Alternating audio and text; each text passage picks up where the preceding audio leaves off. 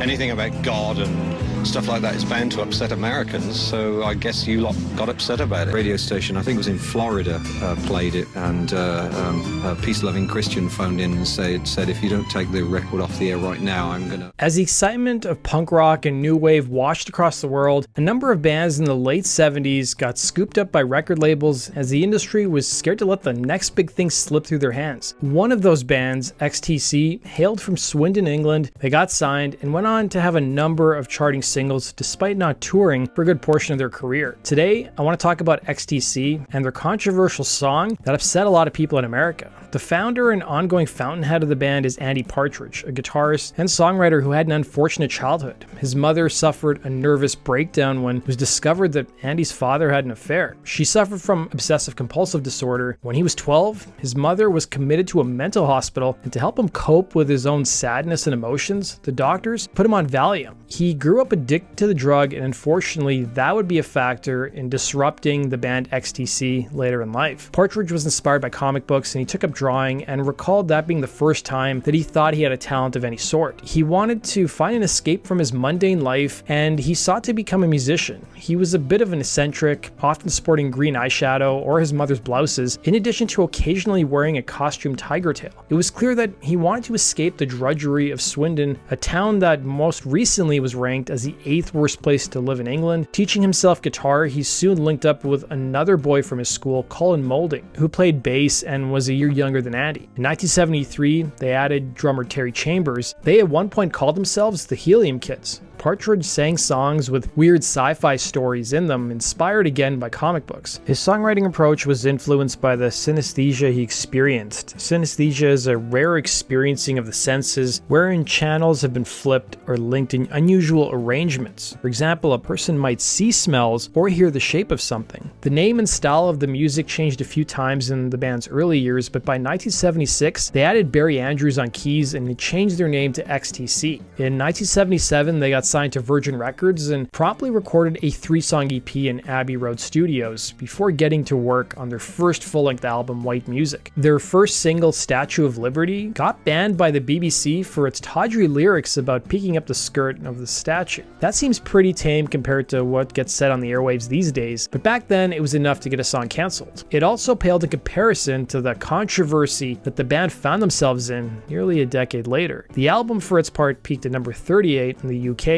but it made no serious impact anywhere else. The band achieved their first breakthrough with the 1979 single Making Plans for Nigel. It was from their third record, which reached number 17 on the UK charts. We're only making plans for Nigel. Throughout the early 80s, they continued to build momentum with their subsequent records, which featured hits like Sergeant Rock and Senses Working Overtime, which reached the top 20 on the UK charts. Sergeant Rock is going to help.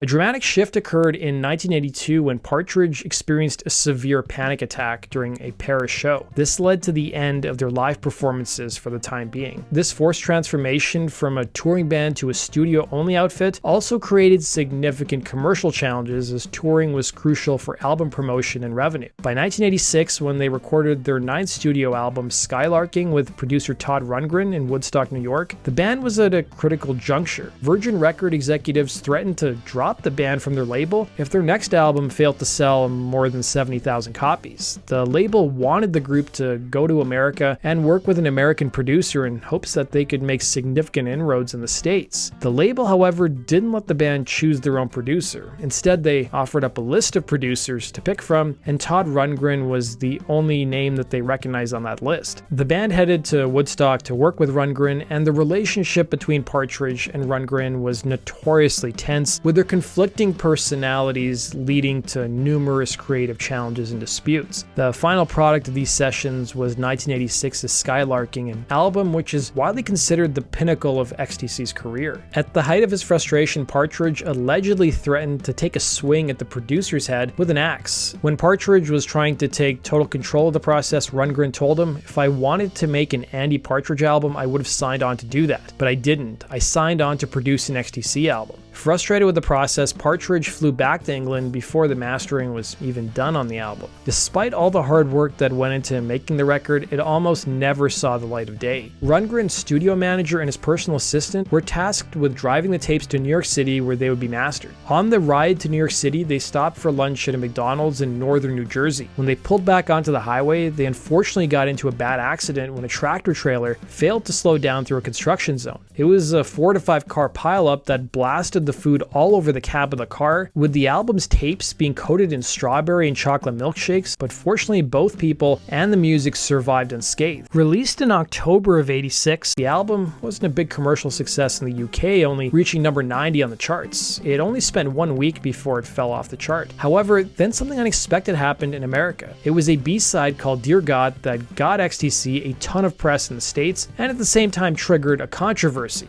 The first single off of Skylarking, a song called Grass, peaked at number 100 on the UK charts. The song's B-side they used was a track that had been pulled from the track list of the album at the last minute, called Dear God.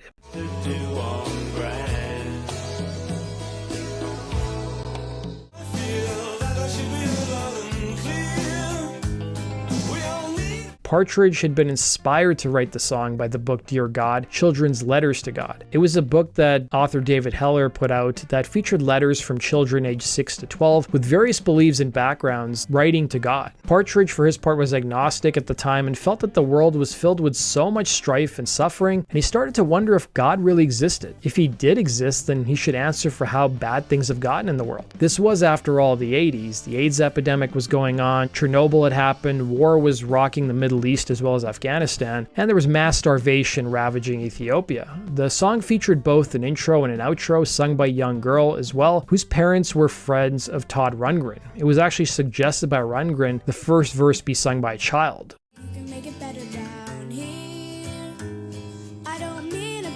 Dear God was said to have been inspired by the Beatles' Rocky Raccoon. Rocky bursting and grinning a grin.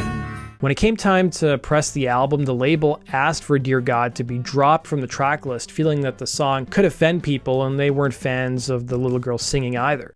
I don't mean a big reduction in the price of beer.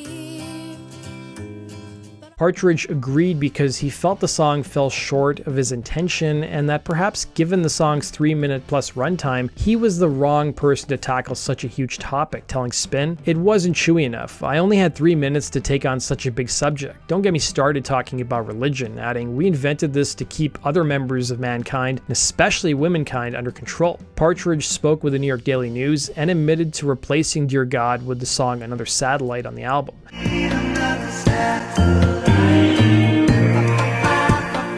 But when Partridge played Dear God for his friends, they enthusiastically responded, "You left the best song off." Partridge talked to Todd Bernhardt about why Dear God wasn't originally on the album, stating, "It wasn't on the original album because I honestly thought I'd failed. It's such a vast subject, human belief, the need for humans to believe the stuff they do, and the many strata involved, the many layers of religion and belief and whatnot." However, DJs in the States concurred with Partridge's friends' sentiments. Specifically, college radio and more progressive stations, DJs, and stations like K-Rock had imported 12-inch singles from the UK and flipped a single and chose to play Dear God rather than Grass.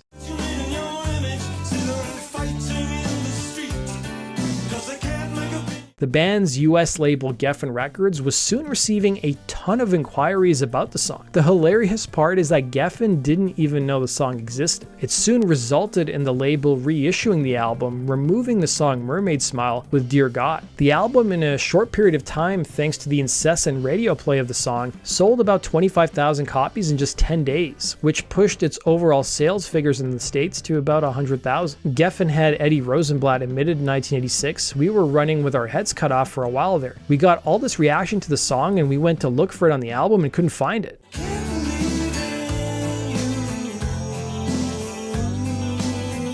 As for whether Geffen was actually concerned about the song, Rosenblatt added, "We have no problems with the lyrics at all. We think it's a terrific current events type song." A video was shot with a young boy standing in for the girl, and many people thought it was a boy singing the part. The LA Times even reported that when Geffen Records were getting phone calls to their office, they would play Dear God for people who were on hold, and it resulted in some people getting angry and hanging up. But But there were several shocking incidents involving the song. One radio station in Florida received a bomb threat, being told that they would be firebombed if they ever played the tune again.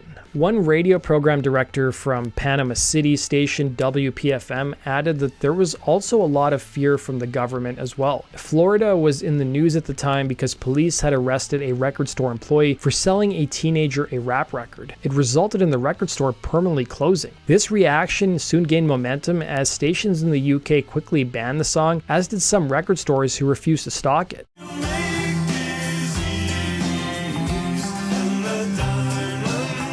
The program director for that same Panama station, Jeff Davis, added, "Personally, I really loved the song, but there was no way I could play it down here. We've had this arrest at the record store and book bannings, and let me put it this way, 90% of our listeners have been Southern Baptists at some point in their lives." By May of '87, the song was ranked as the third most requested song by Radio and Records magazine, but it only peaked at number 44 on album-oriented rock stations. There was even one person who wrote into a Scranton paper begging rock station Rock 107 to stop playing the song in favor of the religious group Stryper.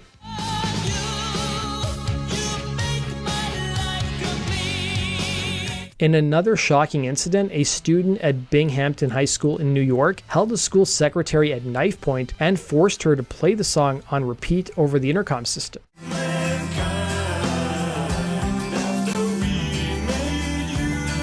Al Curry, who was the head of promotion for Geffen Records, told the LA Times in 1986, "In the big cities in like New York, Boston, and Philly, Dear God was like a sort of national anthem for people." But he added in the South and the Midwest, they struggled to get the song played on radio, even going as far to say that if he offered radio people front row tickets to the LA Lakers playoff games, they'd still refuse to play the song. The stations that did end up playing the song in those markets did so at night, and it even resulted in the song becoming the #1 most requested song. But Dear God still wouldn't be played in regular rotation on those same stations because one person would call in and complain, and the station would pull the track.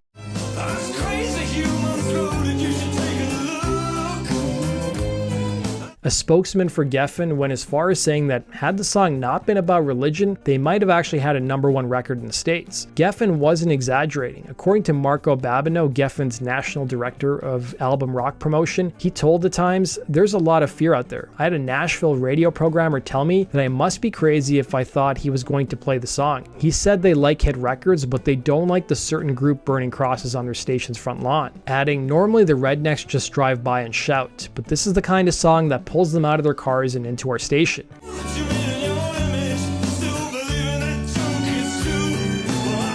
The accompanying album Skylarking peaked at number 70 in America. What did Partridge think about the backlash in the States, and was he surprised? Well, he told the New York Times, "At first I thought it hadn't come out barbed enough. People should not be annoyed by this tiny little soap bubble of an idea. This 90th hand idea that maybe there isn't an aging English actor wrapped in a sheet or a ball of cotton wool saying, 'I'm going to make you win the lottery this morning.'" The band also received a great deal of mail over the song, with Partridge adding to the New York Times, "Mail started to arrive and it was 50% this is fantastic, you voiced what I've been thinking for years, and 50% you're going to roast in hell. But it really pissed off some people, but I'm glad it did. As a song though, I still think it's a petulant failure." Skylarking became XTC's most successful album in the States. The song was issued as a single, peaking at number 99 in the UK and number 37 on the Billboard album rock charts. The music video for Dear God was one of the first to be directed by Nick Brandt, and it received a 1987 Billboard Best Video Award and was also nominated for 3 categories at the MTV Video Music Awards.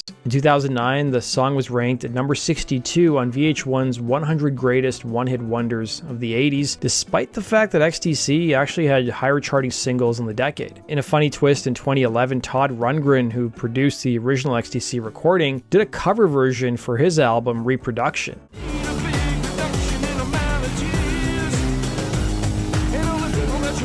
That does it for today's video, guys. Thanks for watching, and we'll see you again on Rock World True Stories. Take care.